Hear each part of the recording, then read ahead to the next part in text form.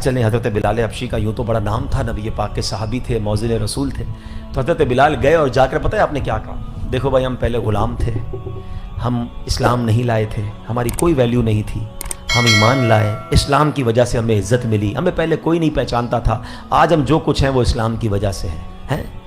اگر آپ کو رشتہ دینا ہے تو ٹھیک ہے، ورنہ ہمارا بیک گراؤنڈ تو یہ ہے.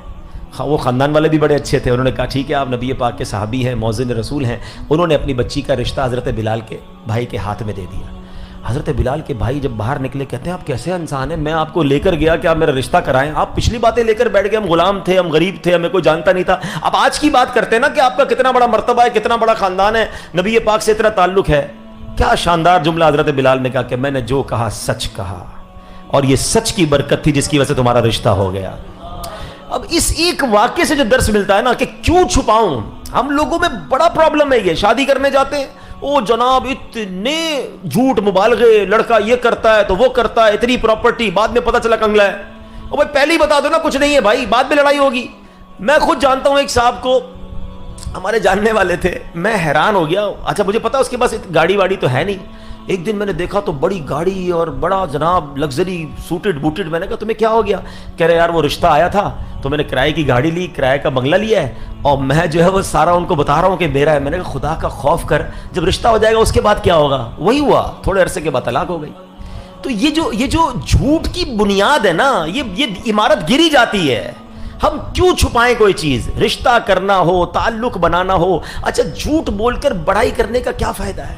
کچھ لوگوں کی عادت ہوتی ہے، میرے اتنے کاروبار تو میری اتنی فیکٹریاں ہیں، ٹھیلا لگا رہا ہوتا ہے، فیکٹریاں بتا رہا ہوتا ہے، پاکستان سے باہر کبھی گیا نہیں اور امریکہ کے اور یورپ کے قصے سنا رہا ہوتا ہے. جھوٹ کتنی دیر چلے گا؟